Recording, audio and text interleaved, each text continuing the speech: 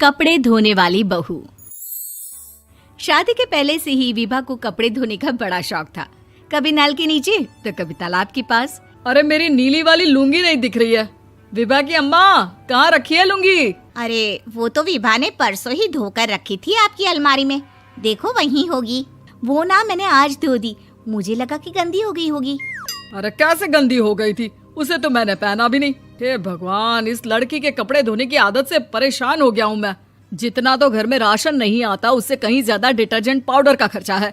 इसकी शादी करवा दो, शादी जाए अपने घर में ही करे काम, फिर चाहे घर के कपड़े धोने हो या पूरे गांव के।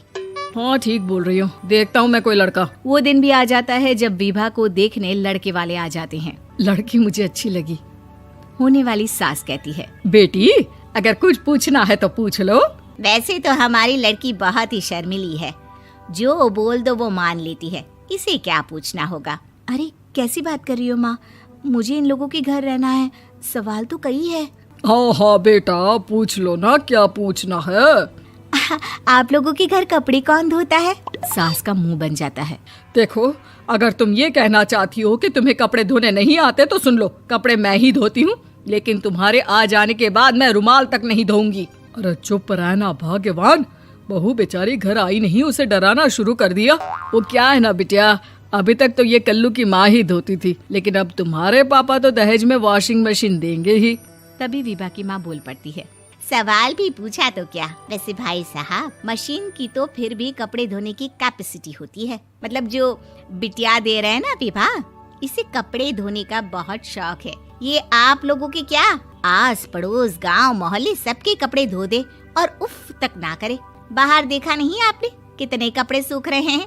सब हमारी बिटिया ने ही तो धोए हैं। बस भी करो ना माँ, शर्म आ रही इतनी तारीफ सुनकर। और तो और एक दाग निकाल कर दिखाओ तो मान जाऊं। हाँ अच्छा, माफ करना बेटा, मैंने गलत समझा। हमें तो रिश्ता बहुत पसंद है। और ऐसे जुड़ जाता है रिश्ता कपड़े धोने का शौक रखने वाली विभा का। उसकी शादी हो जाती है कोयला फैक्ट्री में काम करने वाले कल्लू के साथ। शादी के बाद अचानक विभा चिल्लाती हुई सास के पास आती है। सासू माँ, अरे सासू माँ कहाँ है आप? ये तो धोखा है, धोखा दिया आप लोगों ने मुझे। इसे ससुर के चक्कर के बारे में पता चल गया। अरे तो उसमें तुझे क्यों धोखा मिला है? अरे नल में पानी नहीं आता, कपड़े कैसे कब धुलेंगे? अच्छा, तू पानी नहीं आ रहा उसकी बात कर रही है। तो आपने क्या सोचा? कुछ नहीं। अच्छा, तेरी माँ ने कहा था कि कपड़े धोने का शौक है तुझे, याद आया मुझे। शौक बोलकर कपड़े धोने वाले मेरे जुनून को कम ना आके सासू माँ, कपड़ा धोना मेरा गुरूर है। तभी पति भी वहाँ आ जाता है। अभी मैंने इसे सनी देओल की फिल्म दिखाई है, उसी के डायलॉग मार रही है माँ। अच्छा सुन, साफ बता रही हूँ, पानी सुबह 4 से 6 और शाम को 10 से 12 आता है, समझी? विभा टाइमिंग सुनकर हैरान हो जाती है। ये क्या भूतों का मोहल्ला है? सुबह 4 बजे उठकर कौन कपड़े धोता है? 4 बजे टंकी में पानी जाता है, फिर सारा दिन धोना ना, किसने मना किया? अरे कैसी बात कर रही हैं? 200 लीटर की टंकी में कितने कपड़े धो लूंगी मैं? सुबह ही उठ जाऊंगी मैं। अब क्या था, विभा सुबह 4 से लेकर रात के 12 बजे तक कपड़े ही धोती रहती। एक रोज सास पड़ोस से निकलकर कहीं जा रही होती है कि साथ वाली कहती है, हाँ कल्लू की माँ, जरा ये बताओ कि 2 साड़ी है, 2 ब्लाउज और एक पेटीकोट और एक नाड़े वाला लंबा कच्छा। हाँ तो? अरे तो क्या, कितना लोगी धुलाई ये बताओ। धोबन दिख रहे हैं हम क्या? हमारे पति सरकारी नौकरी से अभी रिटायर हुए हैं और बेटा सुपरवाइजर है कोयला फैक्ट्री में। धोबन समझ रखा है हमें।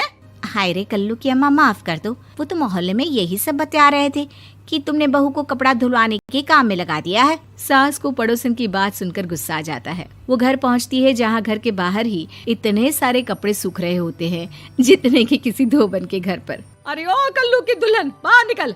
माँ जी यहीं आ जाओ, बाथरूम में चादर धो रहे हैं हम। अरे अभी हम धोते हैं, तुमको बाहर निकलो। ये आस पड़ोस वाले बोल रहे हैं कि हम बहू से कपड़े धुलवा कर उसे कपड़ा धोने वाली बना दिए हैं। अरे छोड़ो ना माँ जी, किन लोगों की बातों में आती हो? आस पास के लोगों का तो काम ही होता है कि वो किसी तरह सास बहू को लड़ा दे। बहू सारे घर के कपड़े धोती है, ये क्या कम है? बोलिए। सास को भी लग जाता है कि वो बहू का ये सनकीपन नहीं छुड़वा सकती, इससे अच्छा है कि खुद ही चुप हो जाए।